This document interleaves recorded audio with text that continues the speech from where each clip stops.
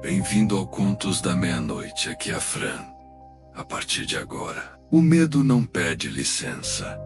Apague as luzes, coloque os fones, feche os olhos e não olhe para trás.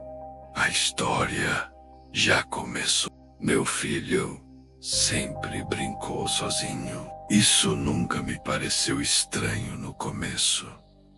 Criança quieta é considerado uma bênção. Ele não quebrava coisas, não gritava, não corria pela casa, sentava no quintal e ficava horas ali, conversando baixo, mexendo na terra. Eu trabalhava muito, minha esposa também. Ter um filho que não exigia atenção constante facilitava as coisas. Ele tinha 4 anos quando comecei a notar.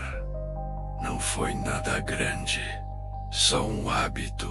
Ele fazia buracos no quintal. Não eram buracos fundos, nem largos. Eram do tamanho exato de uma caixa de sapato, sempre no mesmo canto. Perto da mangueira, ele cavava, colocava alguma coisa dentro, cobria e alisava a terra com as mãos. Quando eu perguntava o que era, ele dizia: "É para eles." Nunca disse quem eram eles. Achei que fosse imaginação.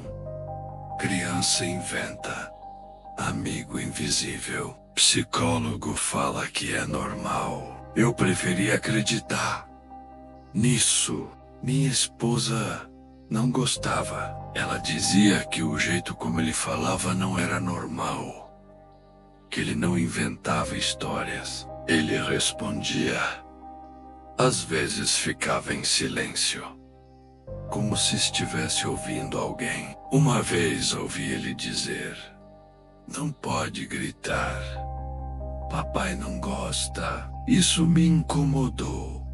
Nunca bati no meu filho, nunca gritei com ele, mas também nunca perguntei sobre aquilo. Com o tempo, os buracos aumentaram, sempre no mesmo canto, sempre cobertos, com cuidado. O quintal começou a afundar levemente naquela área. Eu pensei em mexer na terra, nivelar, mas minha esposa pediu para não mexer. Disse que aquilo estava deixando ela nervosa. Ela começou a beber mais. Dizia que tinha pesadelos. Sonhava com um quintal aberto, cheio de coisas pequenas empilhadas. Sonhava com cheiro. Eu dizia que era estresse. O primeiro desaparecimento foi do gato. Não era nosso, era da vizinha. Um filhote que vivia entrando no quintal. Um dia, não voltou. A vizinha perguntou. Dissemos que não vimos. Naquela noite, vi meu filho limpando as mãos na torneira do quintal. As unhas estavam cheias de terra. Perguntei o que ele tinha feito. Eles estavam com fome. Meu filho nunca mentia. Nunca precisou aprender a mentir. Ele falava aquilo como quem fala o óbvio. Minha esposa começou a entrar em pânico. Queria levar ele ao médico, um padre, qualquer coisa. Eu disse que ela estava exagerando. Depois sumiram mais animais. Um cachorro pequeno da rua de trás, galinhas, um coelho de alguém. Sempre coisas que ninguém procurava muito. Meu filho continuava cavando. Ele não brincava com brinquedos, não desenhava, não assistia desenho animado. O quintal era o brinquedo dele. À noite, ele dormia tranquilo. Quem não dormia éramos nós. Minha esposa começou a dizer que ouvia barulhos vindos da terra, arranhões, estalos. Eu nunca ouvi nada, mas o cheiro começou a aparecer. Cheiro de coisa velha, de coisa úmida. Eu pensei em chamar alguém, pensei em cavar sozinho, enquanto meu filho dormia.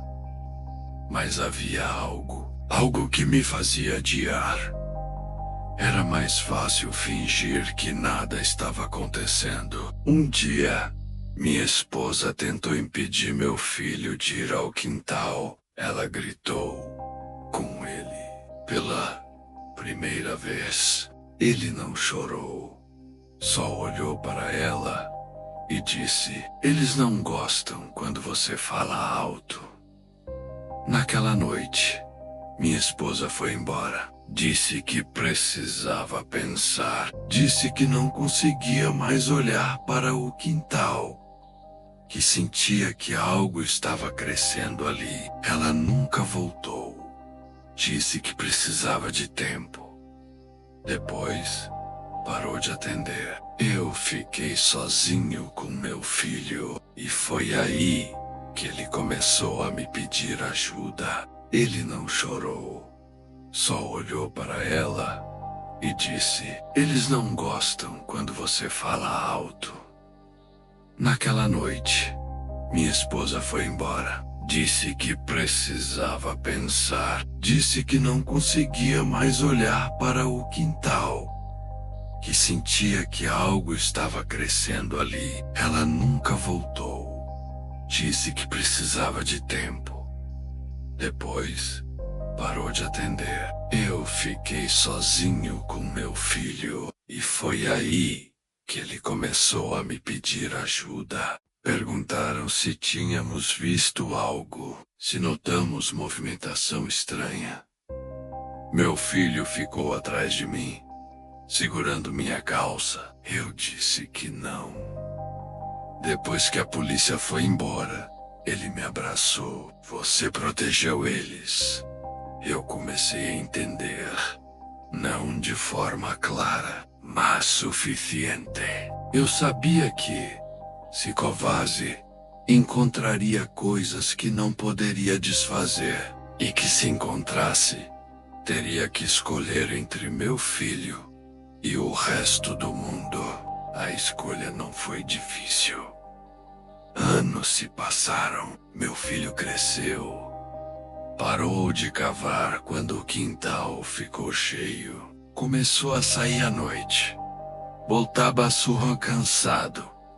Nunca perguntou se eu tinha medo. Eu também nunca perguntei o que ele fazia. Hoje, a casa é silenciosa. O quintal está intacto, coberto, nivelado, como se nada tivesse acontecido. Às vezes, ainda sinto o cheiro. Às vezes, penso na minha esposa, mas quando olho para meu filho dormindo tranquilo, sei que fiz a coisa certa. Afinal, algumas crianças brincam sozinhas. Outras precisam de alguém que as ajude a esconder os brinquedos. Se o silêncio aí do seu lado ficar estranho, continue ouvindo. Este é só mais um relato. Sempre dividi o quarto com meu irmão mais novo. Até 2 semanas atrás, quando minha avó morreu, o quarto dela ficou vazio. Depois de alguns dias, meus pais decidiram que eu ficaria ali. Pela primeira vez, eu teria um espaço só meu. Pode soar egoísta, mas, junto do luto, veio um alívio silencioso. Privacidade. Tirei quase tudo do quarto. As roupas, os móveis menores, fotografias, caixas antigas. Tudo foi para o porão. Não queria lembranças espalhadas pelas paredes. Só deixei a televisão. Era velha, pesada, daquelas sem controle remoto, com botões duros e um chiado constante quando ligada. Mesmo assim, parecia útil. Minha avó passava horas assistindo novelas ali. Achei que funcionaria comigo também. Nos primeiros dias, arrumei tudo com cuidado, pintei as paredes, montei a cama, organizei minhas coisas. Quando finalmente deitei, o cansaço não deixou o sono vir. Resolvi ligar a televisão. Não havia canal algum, apenas estática. Procurei, girei o seletor, bati de leve na lateral. Nada. Desliguei e voltei para a cama. Foi quando não vi. Senti que havia algo errado, uma impressão incômoda, como se o quarto estivesse atento a mim. Ignorei. Dormi pouco depois. Na manhã seguinte, verifiquei os cabos, a antena. Tudo parecia normal. A televisão continuava muda, deixei para lá. Naquele dia, meus pais viajaram. Disseram que precisavam de uns dias fora para esfriar a cabeça. Fiquei responsável pelo meu irmão, Júnior. Ele sentia falta da avó, mais do que qualquer um. Na segunda noite, acordei com um estrondo. A televisão estava ligada, no volume máximo. Meu coração disparou. Peguei o celular. 3h33 da manhã. A tela estava preta, sem imagem, apenas um número brilhando no canto, canal 666. Não sou supersticioso. Pensei em defeito. Apertei o botão e desliguei. Voltei para a cama e dormi. Na noite seguinte, aconteceu de novo. Dessa vez, o som não era estática, eram vozes. Muita. Sussurros sobrepostos, choros abafados, gritos distantes, como se viessem de um lugar fundo demais para ser alcançado. Arranquei o fio da tomada. Silêncio. Dei 2 passos para trás.